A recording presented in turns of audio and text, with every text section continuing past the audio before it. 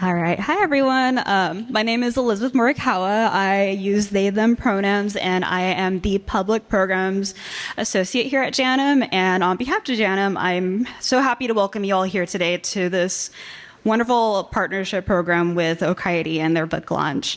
It's always such a pleasure to be able to work with Okaeri, and JANM's feeling very welcome to be able to work together on this event for such a very special and heartfelt book.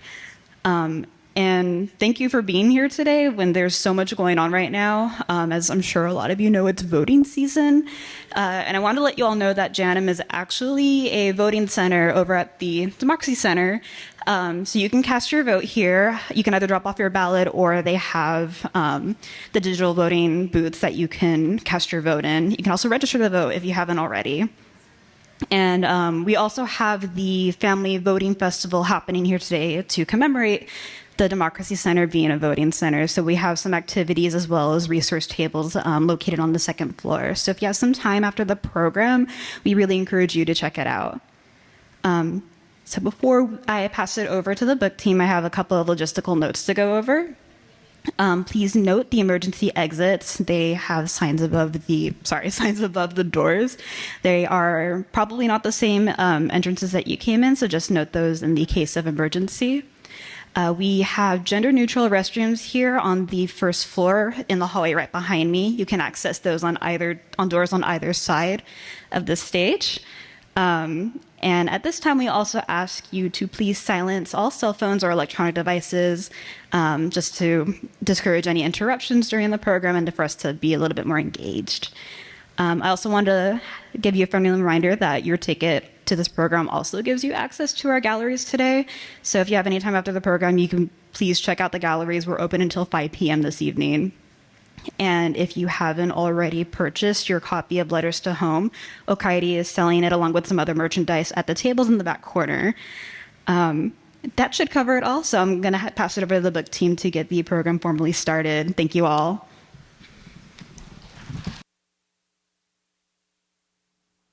So thank you so much for being here. And lastly, thank you to JANM for including this project in your book club. This project, as you'll learn about in a second, sort of took over our lives for the last 2 years. And it means so much to us as a representation of our beliefs and as a representation of our community, or a small piece of it, really. So to get to share it with the bigger community means so much. So again, thank you, JANM Book Club, for having us. So we're the team, and we're just going to each go around and say a few words about, again, the process and how it came to be. So my name is Michael Matsuno. I'm one of the co-editors. My name is Cody. I'm also one of the co-editors. My name is Reno. I'm also one of the co-editors. Hi, my name is Daniel Tomita, and I was the graphic designer for the book.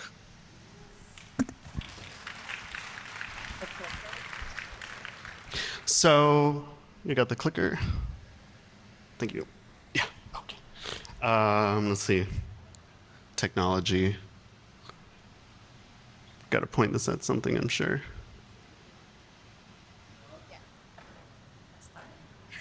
You got to turn it on. Okay. What am I doing?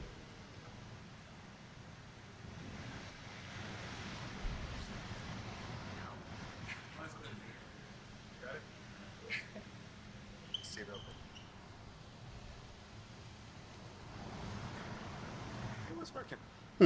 Well, while we're figuring that out. In 2020, where were you? You were probably on a Zoom call. Maybe, some of you. Not all of you, of course, but if you were on a Zoom call, what were you doing? Thank you so much. You were probably processing some things, right?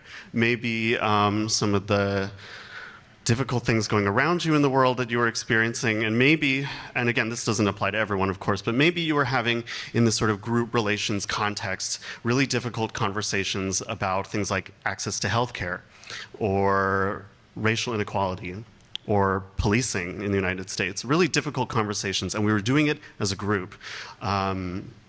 And so Okaeri as an organization believes that we shouldn't have a pandemic, right, to have these really difficult conversations, right? And maybe in these contexts, for you, just like for me, and I know for the people on stage, that these conversations renewed conversations, thoughts, and ideas about our own identities, our own neighbors, our own communities, our own families, our own histories.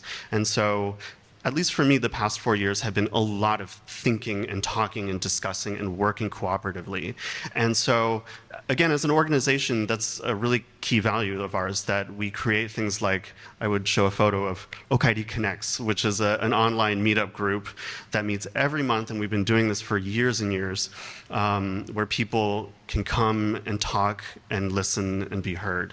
So we, the co-editors, and Daniel, we and the bigger team, we thought it was important to provide an opportunity for people to take those ideas and go a step further, to refine them, to edit them and revise them, and even to hold it in their hand.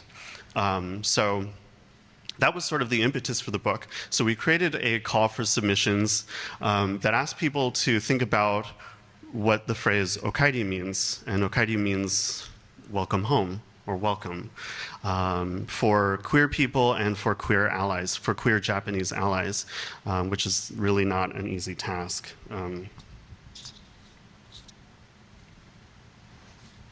So just one really quick thing about the name of the book, Letters to Home. This is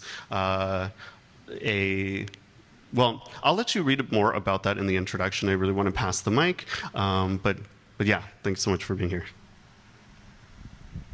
Hey, thank you, Michael. So next, I want to share a little bit about the editing process that we went to make the book.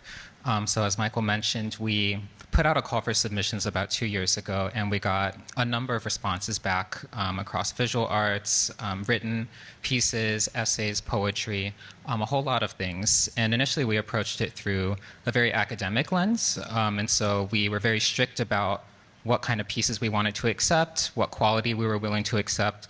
But after a lot of discussion with the team, we realized that there were a lot of good stories out there that we wanted to include, but that maybe didn't meet the traditional benchmarks of, say, like an academic kind of acceptance system. And so on the advice of some of our members in the Okaeri team and the Okaeri community, we expanded our editorial process to include works that maybe we might have rejected the first time around, and put a lot more emphasis on making it a collaborative effort to help bring these pieces, all the pieces collectively, up to the standard that we wanted to put out in this book. So for every piece out there, we had a number of eyes on it. We had at least 2 members of our team doing the line editing, doing the content editing. We had a lot of outside discussions as well about the visual pieces, the poetry, and what we wanted to accept. And ultimately, as I'm sure many of the contributors know, there was a lot of editing that we went through to bring these pieces up to fruition. But I think the final product that we ended up with is really something special. And so before I pass the mic, I'd like to just make some... no, actually, I jumped ahead. We are making acknowledgments, but we'll do those in a second. So I'm passing those to Reno. Thanks, Cody. I wanted to talk a little bit about the cover art. So when we first started, brainstorming the book project, we were actually treating it as a zine. We didn't realize we would get so many submissions to the point where it could be an actual book. And we ended up commissioning 2 artists, Mitsuko Brooks, who's on the cover, and Sam Nakahira, who's, I think, the first visual piece when you open the book.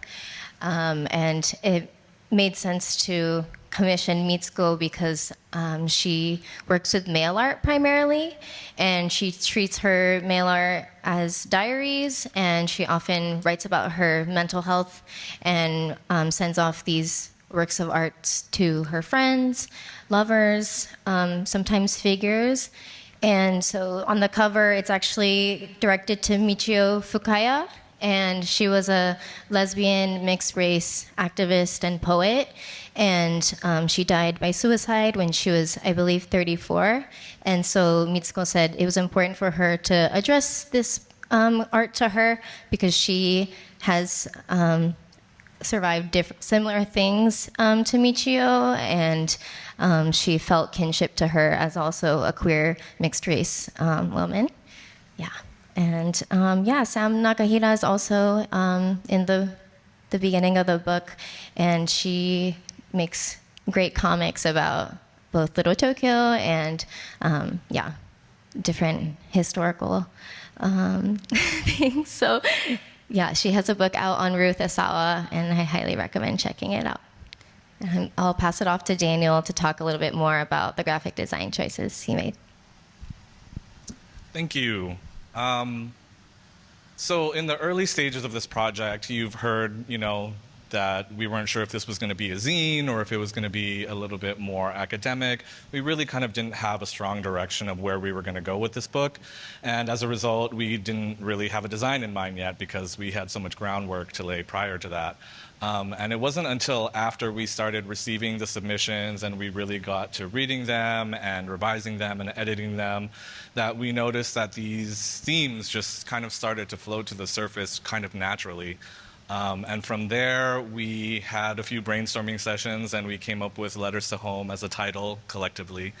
And I think after that, it was a pretty natural progression for us to commission an art piece by Mitsuko Brooks to be our cover piece, because it was just so thematically appropriate to what we were trying to do, this kind of collage-y, mixed media, antique, vintage letter kind of thing.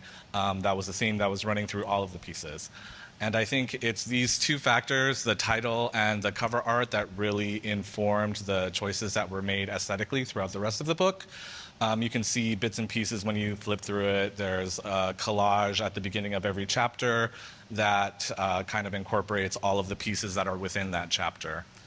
One other decision I think that really informed the aesthetics of the book was a decision that we made fairly early on as a team to sort all of the pieces thematically instead of by medium, rather than having, say, all of the poetry together and all of the visual pieces together. We decided to really highlight the connections that we were noticing between all of the different pieces regardless of medium. So for me as a visual designer, it was a little challenging because now you have so many disparate pieces visually, like poetry next to ceramics, next to calligraphy, next to a dance video.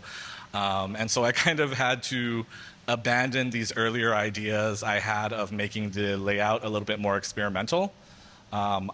Initially, I wanted the layout to kind of reflect the fact that this entire collection is pretty unconventional, and I wanted the layout to reflect that. But after some deliberation between the team, we decided that the best thing that we could do and the best way we could service these pieces was by kind of pulling back and just providing a stage for the pieces to really shine and speak for themselves. And so the layout, we kind of simplified it, we pared it down, and we made it fairly traditional so that the pieces would be able to speak for themselves. One other idea that we had in the very beginning was possibly making this book into a coffee table book, kind of a big format, high gloss pictures.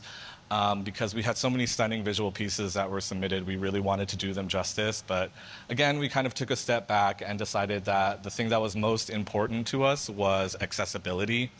A big art table book would have been beautiful, but it would have cost 3 times as much to produce. And it was really important for us. We were cognizant of the fact that we're here in LA where there's a large Japanese American population and we have Okaeri doing so much programming here, but we wanted to get these books into the hands of people who are not as fortunate, who live in more isolated areas of the country, who don't have a support system with them, and who would benefit the most from reading these stories and not feel so alone, you know? And yeah, so that's how we ended up with a book of this size. We wanted you to be able to read it in bed or throw it in your bag and take it on the go. We wanted you to be able to share it. We really just want to get it out to as many people as possible.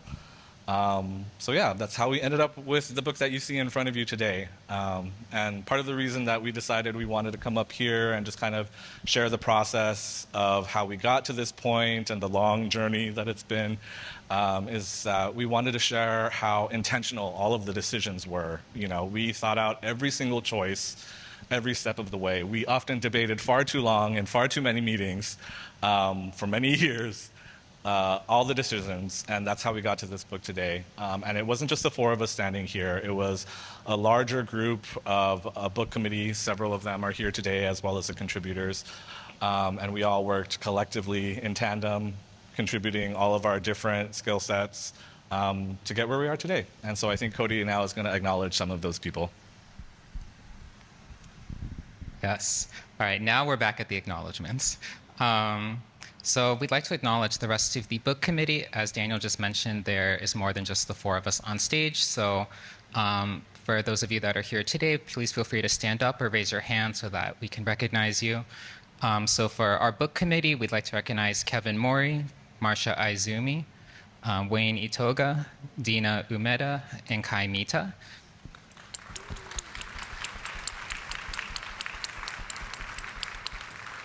So they were part of the team that was together making all these decisions in tandem with us. We'd also like to give a special shout out to a few other people who weren't on the book committee but also contributed their advice and their feedback in many other ways. So we'd like to recognize Mia Barnett, Mizuki Shiraishi, Keith Nishida, Brian Takenaka, Eric Arimoto, Ayayabe, and Bill Watanabe.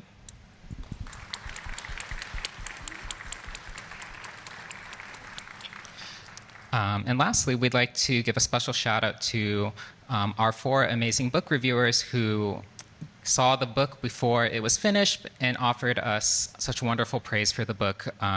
If you look in the book, you'll see the full quotes that they gave us, but we'd like to thank Tracy Kato Kiriyama, George Takei, Naomi Hirahara, and Jun Kuramoto.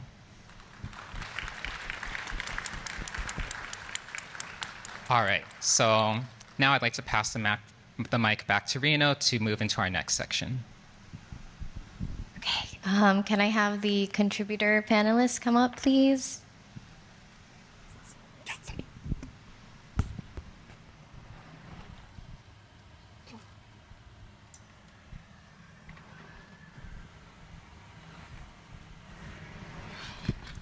Don't be shy.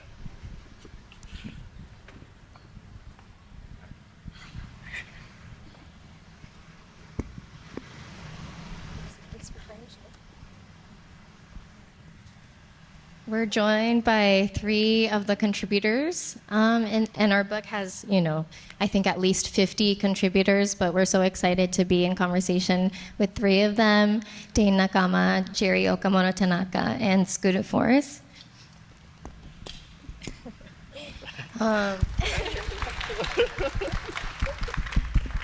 Yeah, I'm so excited to have these three up here because they've been involved in different ways in Okaeri. I think for Dane, more recently, but yeah, Jerry has, volunteered with us in the past, and you and Skuru have both spoken, at the past Okaeri conferences. So they've been around, and it's so special that all of your works are in here.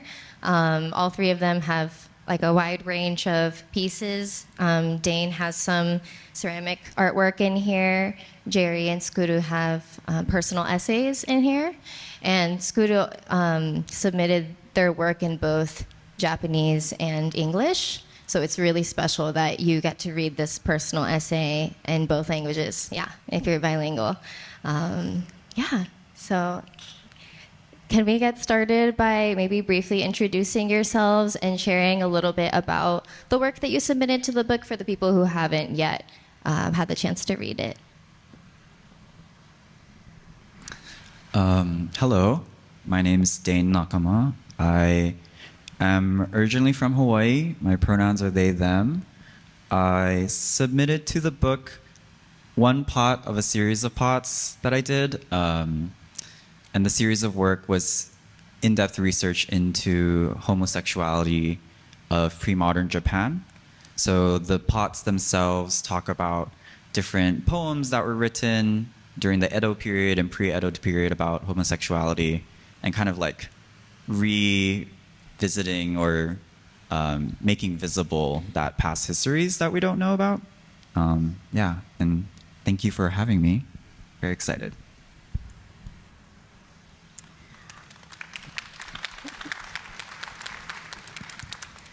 I'm Jerry Okamoto Tanaka. I live in West Los Angeles, and it's such an honor to be a part of this collection and also to be up here amongst all of the other beautiful contributors today. My story goes back to my childhood and some lessons that my mother taught me. Basically, the golden rule, treat people the way that you hope that they will treat you, and how that progressed into allyship.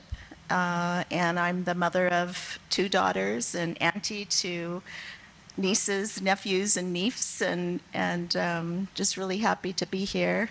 And my participation with Okaeri has been through a lot of the faith communities. And I really thank Marsha Aizumi for always including that as part of the Okaeri conferences and other trainings and parts, because the faith communities have hurt a lot of people and caused a lot of spiritual harm and trauma. So part of my reason for submitting was to represent those of us who are trying to make a difference in that area and create safe spaces where spirituality can be explored and expressed in our full selves. So thank you. Thank you.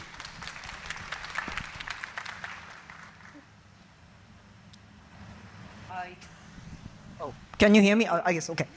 Okay, that was loud. Okay, hi, my name is Tsukuru Force. My pronouns are he, they. I am a non-binary trans person. Born and raised in Japan, came here when I was 19. I've been here for 34 years, I think. Yeah. So I am, okay, who am I? So I'm based in LA. I am an anti-nuclear healthcare justice, trans rights activist mostly, I guess. And I'm business consultant for adult entertainment industry by trade. Yeah. So sex work is work. Anyway. Okay, so my piece, Going Home, is essentially, I'm talking about my experience of going back, returning to Japan for the first time after I started my medical transition at age 50, and what I found there. So the rest, I guess you can read, but anyway, so as it was explained by Rina,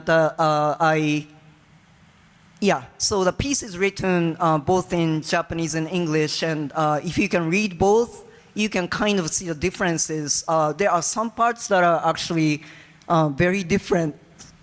The secret is, in Japanese and English version. So anyhow, and lastly, I really, in the previous section where you guys talked about the process, I really appreciated that because I realized that there was so much work and thoughts, went into it, and it actually, I got tearful listening to that. So thank you so much. Thank you. Yeah, none of us have made books for a living, so this was a new journey for us too. I kind of want to start, if it's okay, since I don't read Japanese or speak Japanese, if you could elaborate a bit more on some of the differences between those two pieces. I didn't realize that there was some translational.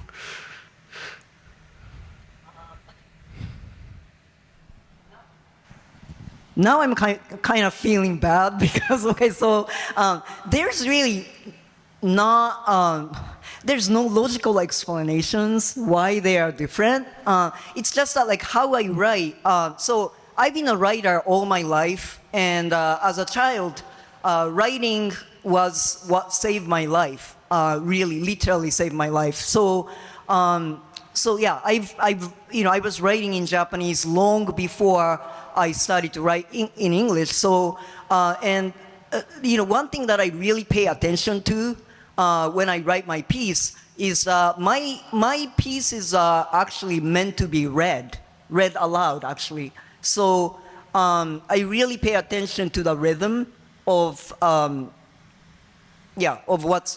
it's written. So that's why some in Japanese version, some parts the existing English versions are not there, and vice versa. So yeah, I don't know if that explains. Yeah. Makes sense. Yeah, I think something I noticed. Oh, well, I had to edit Tsukuru's piece in Japanese, which was really intimidating because I was like, why am I editing somebody whose Japanese level is like levels above mine? But yeah, something I noticed was that in Japanese, because of the way the ends of the sentences are phrased, they really sound declarative, like the way you're speaking about yourself and your journey. But then in the English one, it sounds more like you're kind of navigating us through, yeah, your story. Yeah, I felt that slight difference while reading both of them. Yeah. Yeah, please. Oh, please, you guys interrupt as much as you want. I don't know if this is a misread, but I was able to read some of your pieces too. And like, I thought that because you address in your piece of how Japan is like a motherland and then America becomes this like found family for you or figure. And so I thought that the writing in English read more like you were telling a story to friends. And the Japanese version was you were like having a conversation with like a parental figure in some way, where it was like you're making more of a case for it in some way. Yeah. I don't know if that's a misread, but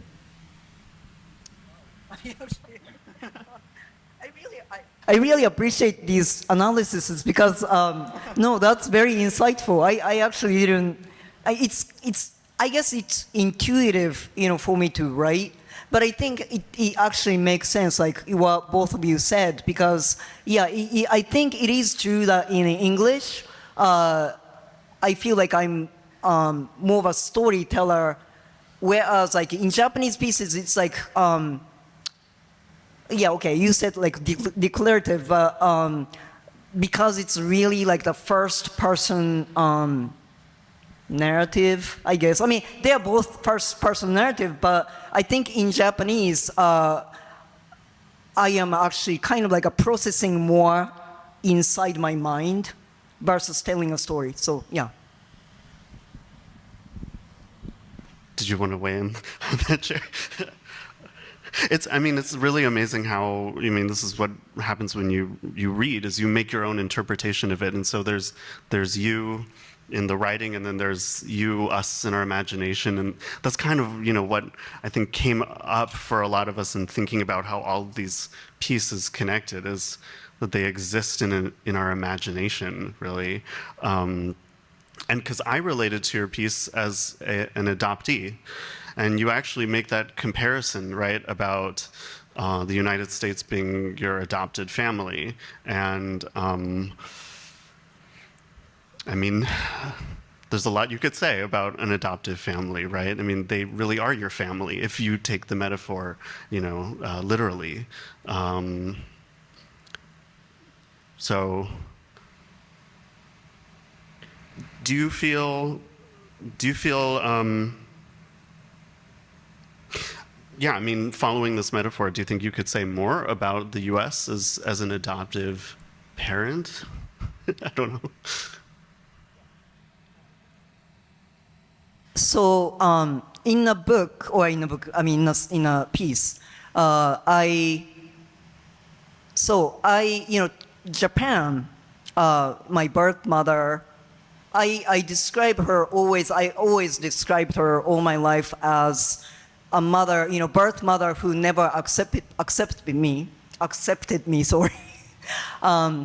So whereas, United States is my adopted mother with all her issues, I felt like she was willing to at least receive me. So these are, difference between United States and Japan for me. So so if I were to say more about the United States, to answer your question, so how I'm looking at her nowadays, these days, is actually changing, and it's kind of unfortunate because, I would say like in maybe like 15 years of my first 15 years of my life here, I really did feel that she was the mother, my adopted mother, who was willing to accept me or at least receive me. But I feel like she is really confused right now, especially in terms of the trans politics of this country. And I really feel very torn right now because I am not quite sure that she is willing to accept me as trans people. So yeah, I think I have to have a long talk with her. Speaking of having a long talk, right, with with your son or daughter or your children, right? Jerry, you talked about the golden rule. I wondered if you could share more about what that golden rule is and how she taught it to you. Well, my piece begins with my mother sitting me down after I was teasing my brother when we were kids living in Helen, Montana, and I called my brother a fairy. And of course he said, I'm not. Yes, you are. Yes, you are. And my mom was walking by the bathroom when we were brushing our teeth and said, what did you call your brother? And do you even know what that means? And of course I didn't. I just thought it meant, it was one of the names kids called each other to be kind of mean or to tease them. But my mom sat us down and right there and then did not miss that moment and just explained to me what that word meant. And she connected it very much with how we experienced being called a Jap. And we knew that one, and both of us could relate to that feeling of being othered, being targeted, basically. You get that feeling of fear, and for my brother, it was very real because every time we moved someplace, he would get beaten up. I would just kind of get mean comments or the eyes pulled back and things like that. So that connection stuck with us. And when I wrote my piece, I sent a draft to my brother and said, do you even remember this? Because it was 50 years ago. And he said, well, I remember you getting in big trouble, which of course the little brother will remember. But he said, yeah, I do remember that conversation. And so from there, it was very much, you don't like it when people call you names about who you are, like your whole essence, your very being, your race. So why would you want to inflict that on someone else? And I would say, fast forward many, many years to my church context. I go to a Japanese American United Methodist Church. And when we were deciding whether to take a stand against our denomination's policies that had homophobic language in it, that connection still stood for so many people. And in California, going through the war experience, and here we are in JANM, and being excluded and targeted and sent off and incarcerated in camps, was something that at our very core we could relate to, as we do not want to treat others the way that we were treated. And we don't want our kids to grow up in an environment where that's okay. And so that was just a theme that kind of ran through my life and the different lessons that kind of came along the way that fit into that. And that golden rule it's not a Christian thing or a Buddhist thing. It is a universal truth that I think is a foundation and certainly a parenting one that we like to pass along.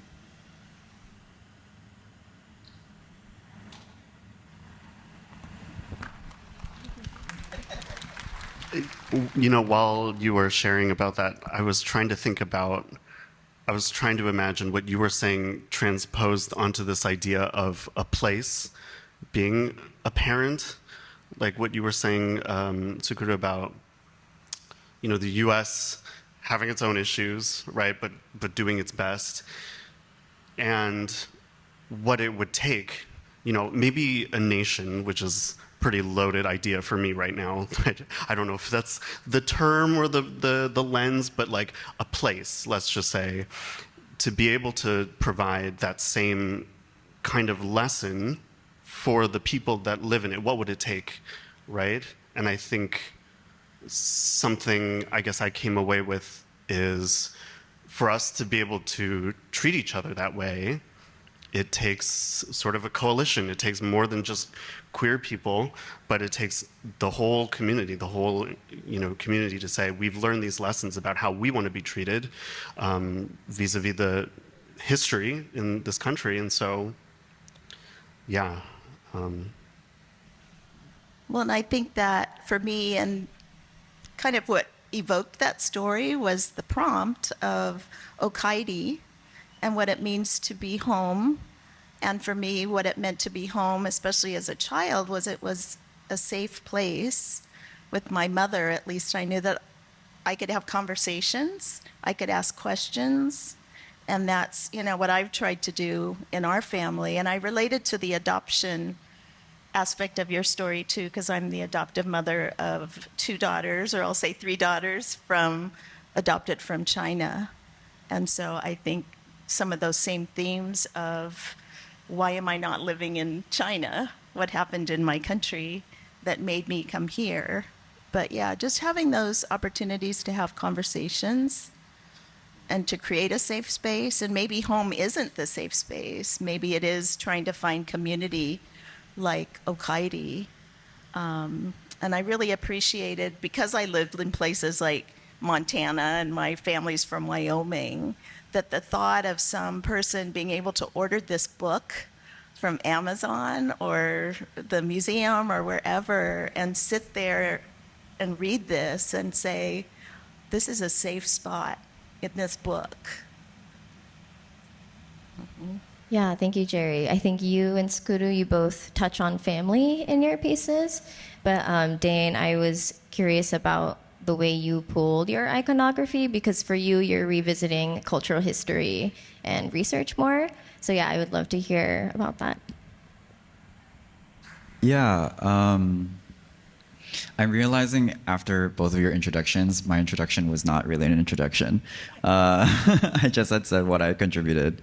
But I think so the way I had started the research was I was very much greatly inspired by the Mahu movement and historic revisitation of prehistoric Hawaii. As far as it was very empowering to see it happen in Hawaii, where people were met with the reality that our histories have been heavily edited, and trans and queer people have existed far longer than we have been told. And so I was curious as to how that might apply elsewhere and so many other places. And so with this particular body of work, I delved into research about queerness in pre-modern Japan and figured out that it was so well documented, which was very surprising. A lot of things that are so contrary to what we thought Japan was, pre-contact, Western contact, or whatever. A lot of samurais were gay. A lot of shogun were bisexual. These are facts historically that we don't talk about.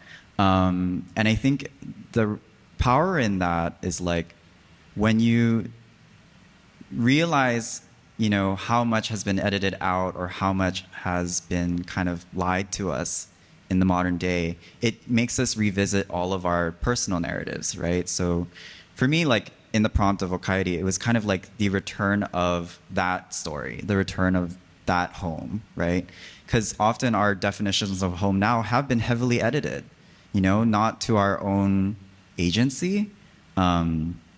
But what does it mean to tell the whole story of everything? And when we tell the whole story, realize that people like us have existed forever, and the reality of that. So, yeah, it's been. We can talk more about the details of the research, but yeah, that's where it generally started the body of work. Yeah. We want to know more about the details. I know. I asked in the Zoom what can I say during this talk, because there's a lot of details. Not all of them are super PG, but I'll keep it tame. I mean, like, I think it's so historically, what is now referred to as homosexuality was introduced to Japan through Buddhism, actually. It was called the practice of non-shoku, and it happened because in certain monasteries, vows of celibacy were taken where you couldn't have heterosexual relationships, but you could have what was called brotherhoods. And brotherhoods was essentially like a kind of marriage binding in some way, where you would commit to a partner and you would have like a relationship while you were pursuing your religion. That extended into like a lot of bourgeois culture, where like all of the ruling class started to participate in it. Within like spaces of sex work, there was often used the term of wakashu, which was often coined as Japan's third gender, which was a boy who wasn't quite a man yet, but in the intersection of gender. And it was defined as like this third type of gender in pre-modern Japan. So like all of these like nuances that, you know, we don't hear about, and especially we don't hear about in Shogun, the TV series. But like stuff like that, I think is so exciting and great to know, you know? I don't know, we could have a whole conversation about pre-modern Japan, but yeah. But there's also contemporary artifacts in your assemblages, right? Yeah, I mean, I like to equate it to other taboos, right? So in the piece that I featured in the book, Chrysanthemum Play, or Kiku Asobi, I use a lot of tattoos on the pot to kind of draw this similar treatment of homosexuality and taboo culture around tattooing in Japanese culture. And yeah, I've always been questioning about the taboo is such a facet of Japanese culture, where there's so many taboos and there's so many things placed on society and being Japanese, where we're kind of confined in some ways, in a lot of ways. But what does it mean to like question that and challenge what our connotations of those taboos are? Yeah. Yeah, Dane didn't share this in their intro, but they're like an MFA at UCLA right now for art. Yeah, so I'm curious, your focus is ceramics for your MFA. Where is your research right now in terms of incorporating queer histories into your art? That is a really good question. It's kind of funny because this talk aligned perfectly with me revisiting sexuality in my work. I think for the past year I had made work specifically about colonialism in Hawaii and Okinawa. So I'm proudly half Japanese, half Uchinanchu. And I think the most recent body of research now that I'm doing is how queerness affected colonial patterns. And what does it mean, and what does that erasure mean? So it's kind of manifested into this sculpture that I'm currently working on, where it's like this half human, half shisa, shishi sculpture, where it's going to be this deity that hopefully I'm making it just so that I can pray to something. Be like, oh my God, please, like, help me figure this out. Like, but a guardian of queer spaces is the goal, where I think like we don't have many of those. You know, we can always point to different bodhisattvas of different virtues and different like guardians of children and women and so many things in Japan. It feels like there's a guardian for everything, but like queerness in general, providing a figure for that would be something that I'm in the headspace of. But yeah, I'm in school.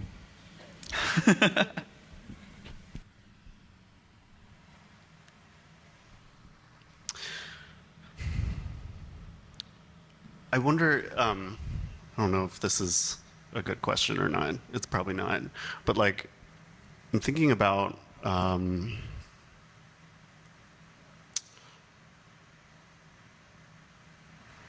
am I thinking about? Like in your relationship to these histories, past and present, things, anime or sex practices or all these things going back really far in Japanese history. Did you, before approaching it as an artist through a critical lens, this is a totally leading question, which is why I don't think it's a good question, but did you find that there was any sense of being alienated, or was this your way of entering in? I'm trying to connect it to some of the themes of actually being with community that doesn't accept you, for example, or that is not welcoming. And here you're describing a process of just creating that welcoming for yourself with these different entry points. And if at any point maybe it wasn't so easy. Yeah, actually, I think that elaborates a very key part. It wasn't to explore alienation, but to demystify it. Because I think the thing that I am trying to get better at is the personal ties to the work. So I feel like I often do pieces kind of at a distance through research. But like in respects to both of your stories, like the reason why I like to do this research is prove to people that like the lack of acceptance is what's learned. You know, acceptance is innate. You know, our histories are filled with stories that tell the nuances to each of our identities, but the editing and the inacceptance is introduced to us later on. And we see that so far too often in so many histories. But I think like, yeah, I think in a weird way, I was hoping that the research would do that, where like if it happened, where you get into like a debate or an argument with a family member or friend, you'd be like, well, like, you know, it's just a phase, or like this is like newfound like terminology, and be like, well, did you know that Tokugawa Ieyasu had like a lover and like all these things? Like it's just like to tell the whole story and know that inacceptance is actually the newer story, you know? That's like, I think, the argument that I love to make, and I think everyone should make, you know?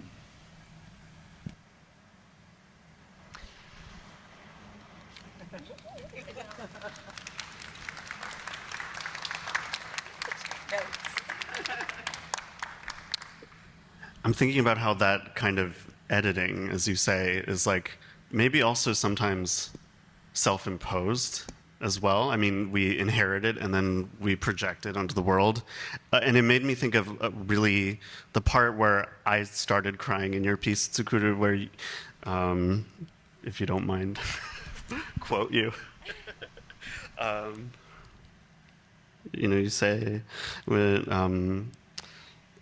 when you were at the train station and you suddenly saw Japan in a new way and you felt it differently.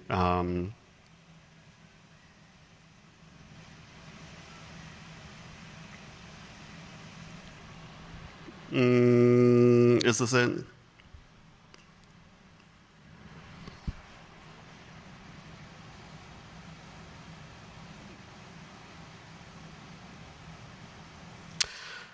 Tears were running down my cheeks, and I was glad that a mask covered half of my face and made it less obvious.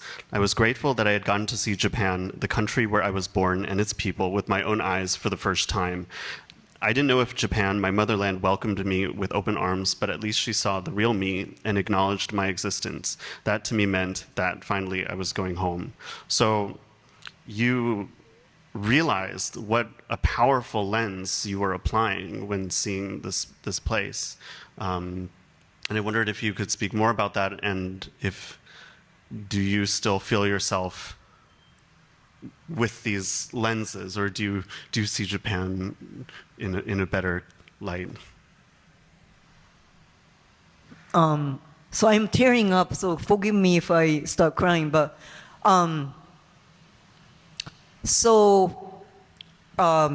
leading up to that paragraph, I talk about how everything felt fake to me up until I started my transition. And I think this is the, an experience a lot of trans people can relate to. Because, all your life, I mean, for me, like, for 50 years, like, I felt like I was pretending to be someone else. I was faking it. And in faking it myself, the whole world looked fake to me. And since I felt like people are not seeing me, like real me, like there was no way for me to form relationship with them. So going back to Japan for the first time after my transition, so yeah, all of a sudden I realized that I can see people and I can relate to them like human beings, and because I was just, I was there for the first time as real me. So yeah, I don't know if that answers your question. I just, yeah, okay. Yeah, I think when we were looking at all three of your works, we were saying that the kind of like the theme that we saw across all three of them, even though they were so different, is that it wasn't really about being accepted by other people, but we were accepting like our home at the state as it is. So, you mentioned how both Japan and the US are not perfect, and kind of like that moment where you're in the train station is an acceptance of like, oh, I'm actually okay here. Yeah, do you feel like, I guess this question goes for all three of you, do you feel like you currently are able to accept your sense of home, or do you feel like it's an ongoing process?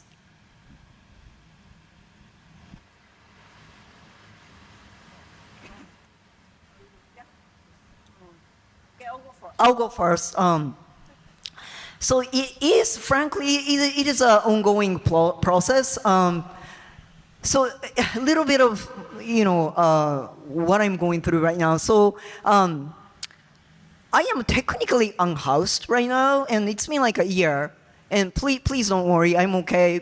I'm okay thanks to my, trans siblings, because they were willing to put me up, in their place. But so, so about a year ago, my life was turned upside down in that way.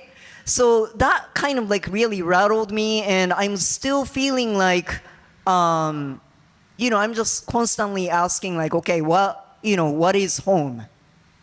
How do we find it? How do we get it?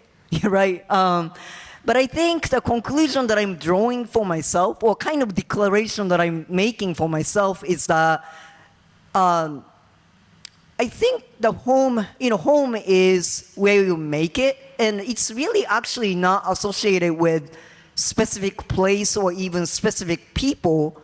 I realized that, since after our Zoom meeting, I was actually pondering on this question a lot, and I realized that the reason why I write, first of all, because I would like people to know me. And if I can, so, hearing that, like, yes, I read your piece, I appreciated it, I found myself in it, that makes me feel connected to them. And finding that connection in, like, any given person, that's home. That's home for me. I'm still practicing that, I guess, but, that's home.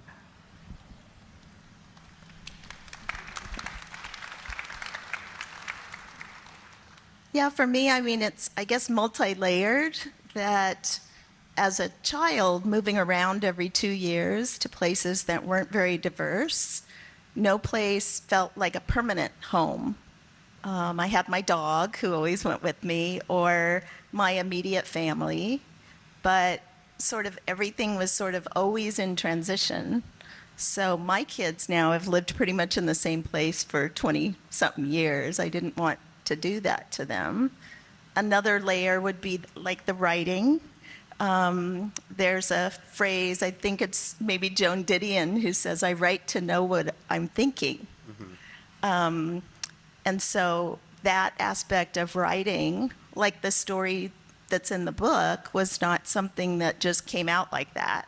It was through the helpful editing and through thinking through, like, really, what did my mom have to say to me? For a while, my mom was home, but my mom died over 30 years ago. So I can kind of come home to her when I write about her, or I get some wisdom that, oh, that's what that was all about. Wow, now I understand all these years later. And then at another level, and it kind of relates to what Dane was saying, is sort of having a spiritual home in myself and really being secure in saying that, for example, the God that I believe in is a loving and accepting, embracing, inclusive God. But I did the research and I talked to people and I felt like I needed to justify all that and have evidence. But I can kind of come to that place now and just say, that's what I've always felt in my bones, but I also have the backup. And I can have a conversation with somebody who's holding up the Bible and saying, no, but this says this. And I can say, well, because I have that sense. So sort of those just layers of home, but I think most of all, it's just being in myself and who I am at this age and why it is that from the time I was a small child, I've tried to be an ally. Not because I had an immediate family member at the time who I needed to learn stuff about. It was just, I don't know, that was kind of just the air in my family. And I realize now how lucky I was, because I know that's really not, that's unusual.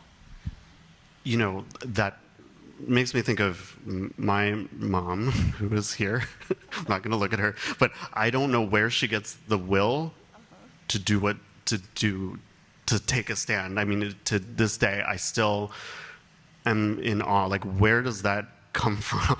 And, you know, it's kind of a cliche, but this idea of, like, you know, we build the home and the world that we want. It's really interesting how, like, each of you, I think, in the work, and this applies to all of the contributors, do that in a very unique and very concrete way. If it's through activism or through writing or through parenting and through family and church and community or through art making.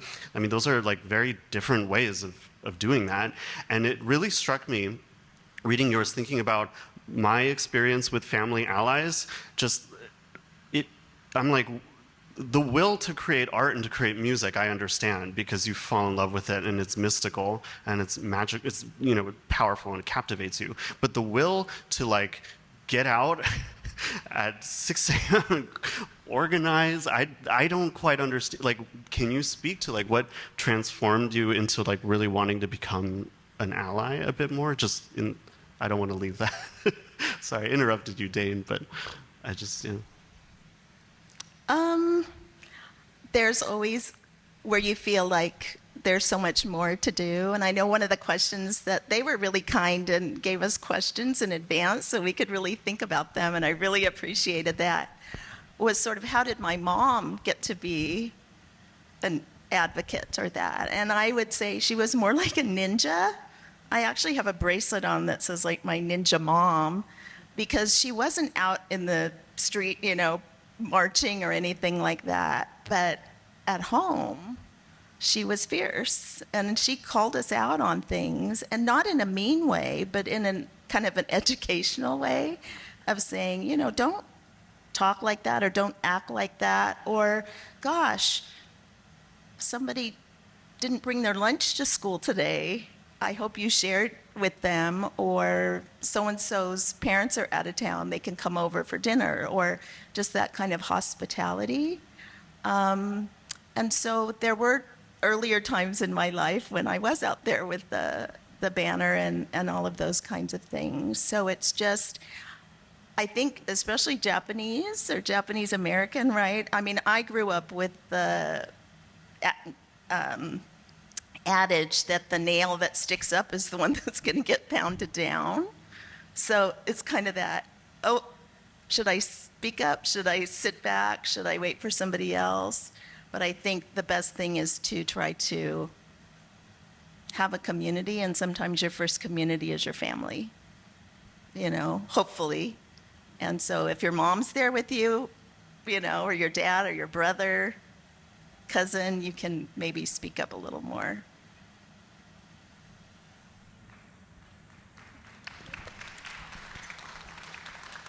Yeah, that is really, it just is really inspiring to me. It's striking me. Should we maybe move to a wrap-up question? Q&A? Or what? Q&A. Oh, yeah. Yeah. Well, we have about 15 minutes left, so I think we want to open it up to everybody else that's here. If you have a question for all three of them, for a specific speaker, yeah, we're open.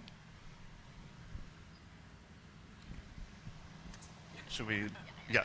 Come on. Hi, this has been a great panel. This is for Tsukuru. I know that in addition to your standing up for trans, bi, gay, that community, you're also very involved with anti-nuclear work.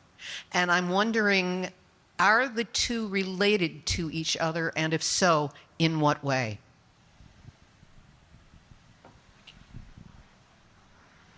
Yes, thank you so much. By the way, Libby is like, yeah, she's done so much for anti-nuke. So I really appreciate that she's here. Okay, so that's a really good question. So I'm an anti-nuclear activist because I grew up in Hiroshima. So I'm not gonna go into here because that's not the subject. But so. But nowadays, you know, ever since I came out as a trans person, I find myself, you know, being in a lot of space where I make speeches, you know, in front of my siblings, and so here is what I say usually. And I had an opportunity actually, like maybe 2 weeks ago in Ohio, as well, where we had Speak Out for Trans Lives. By the way, we are organizing a march in Ohio, National March for Trans Lives, probably in April 2025. So if you are interested, please reach out. But anyway, so if you look at the history of nuclear atrocities, it's always, things are done to people who powers that be assume do not have any power. Like they assume that these people can't fight back. And these people and communities are the ones victimized again and again and again. You know, look at Fukushima, look at any communities, indigenous communities, look at any victims of nuclear atrocities. You can bet that, you know, it's by design. It didn't happen to them by accident. These things happen to them because the powers that be assume that they can't fight back. Same thing with trans people. Trans people, statistically speaking, I don't think that statistic is actually accurate, by the way, because if we include non-binary folks, I think the number actually is huge, but we are said to be like less than 1% of the population. And trans people are notoriously poor. Let's face it. So that's why, like, you know, we are thought of a group with very, very limited amount of power. So, but this is what I tell people, like our, you know, especially my siblings, because they assume that we can't fight back, they are attacking us. Let's prove that they're wrong, because we can and we have fought back in the past. You know, if you look at the history of LGBT, you know, Q liberation, we trans people constantly fought back fiercely, so we can fight back, and that, I think that's the commonality. You know, that's the what we share in common: anti-nuke activism and trans activism. You know, people who assume that to have less power, we will always fight back, and we have fought back.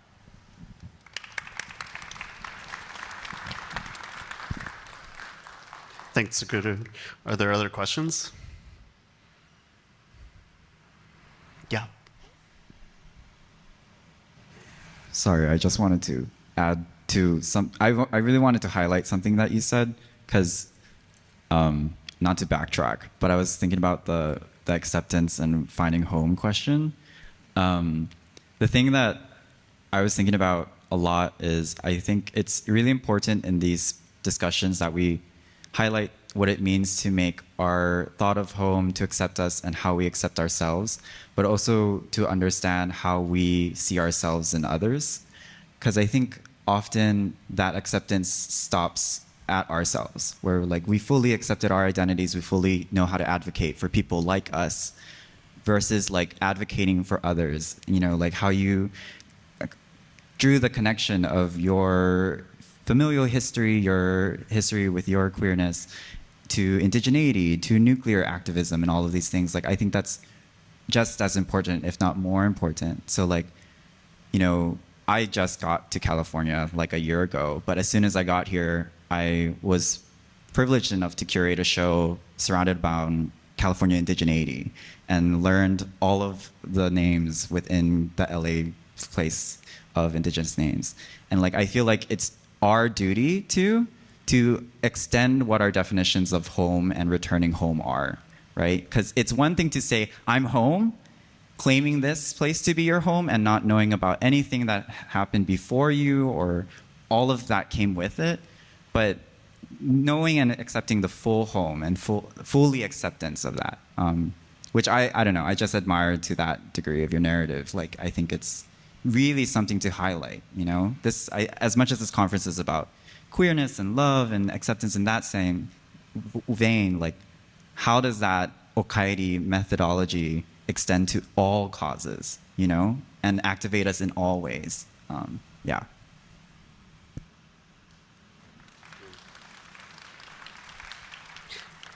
Yeah, I mean, it was, we had so many challenges as a committee, and we had to have really difficult conversations with one another, and there were some real speed bumps along the way. And I think that being able to come to the table with people is, I mean, I think what you said, the Okaeri methodology, is like really spoke to me, because I think we want to live our values in what we create, and not just announce them and say, here, I'm home, but continue to activate that. Yeah. Do we have time for one question to go around? Yeah, we have 5 minutes left. Yeah. Oh, yeah, one more question. Yeah. Hey, this is a really great panel. I just want to ask a general question for everyone. If someone were to come to you feeling like they were lost from home or from their definition of home, what might you say to them to help them find where or what that is?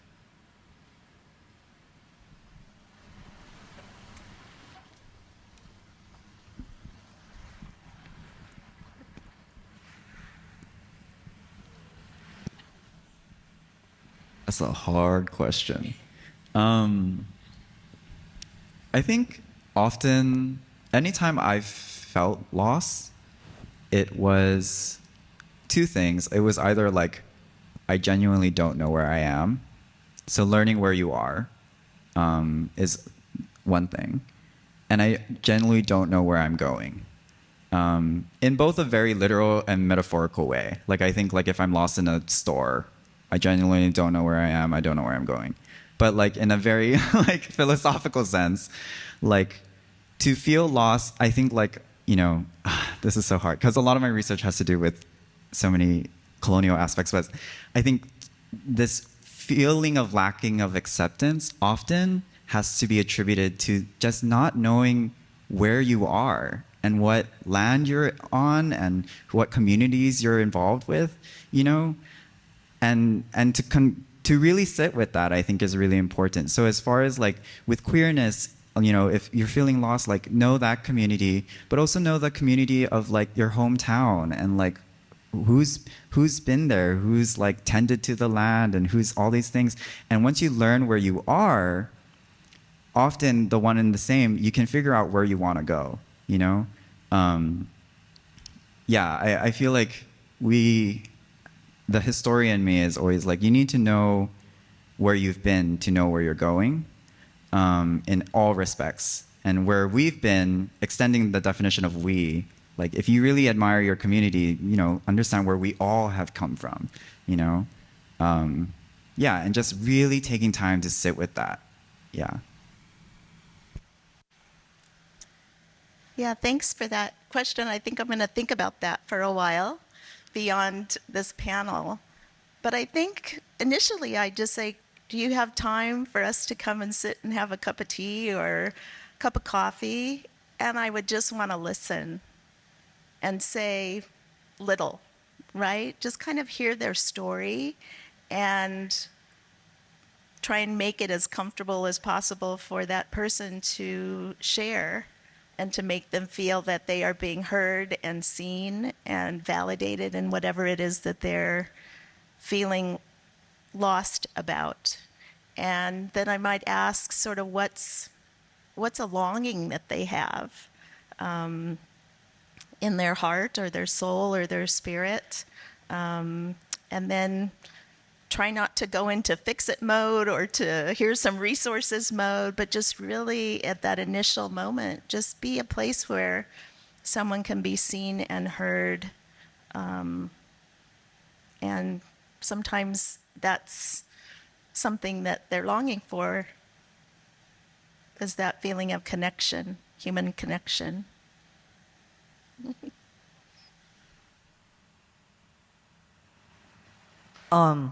I completely echo what they said. I mean, these are really wise, wise things to say. So, I guess what I can say, I feel like, based on my experience of being lost for so many years and so often, literally and figuratively, I feel like it always helps, or maybe I don't know. I hope it helps for that person to know that it's okay if you don't feel home, I guess. If you're lost, if it's okay. I think it's a perfect place to be. You know, as painful as it may be, I guess. But I think you want to sit with that, and I think you touched on longing. I think it's actually really good word. I think, you know, I think it's it's necessary, and it's a good idea to like look into yourself and just sit with not feeling home, or sit with being lost, and you know, just see like where the inquiry leads you, I guess. Yeah. Thank you. Yeah, and I think that the 50 contributions in this book, none of them have an answer, right? I think that to some extent, they're all in some ways a representation of how we're a little lost. And it's not always sad or dark. A lot of it is really beautiful as well. But I think, yeah, I really echo this idea of sitting with it and thinking about it, and even giving yourself the opportunity to edit and revise it and then reflect on it in years to come. Yeah, I think that was a really good question to close out on. Thank you, Dane, Jerry, and Skuru for being here, for talking about your process, your stories. Can we give them one last round of applause?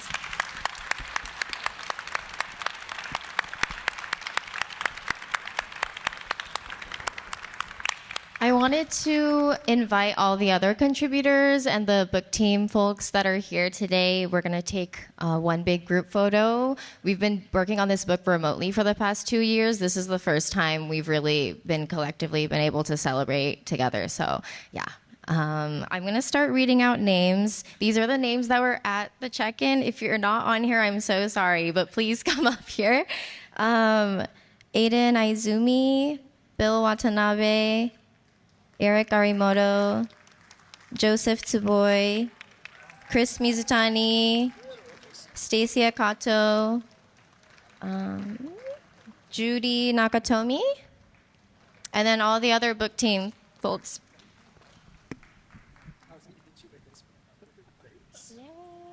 Okay, we're going to take a group photo, and then I'm going to send off all the contributors to the book signing tables. Contributors, you can find your names over there. Yeah, and then we'll just mingle and celebrate, and you should go get some food.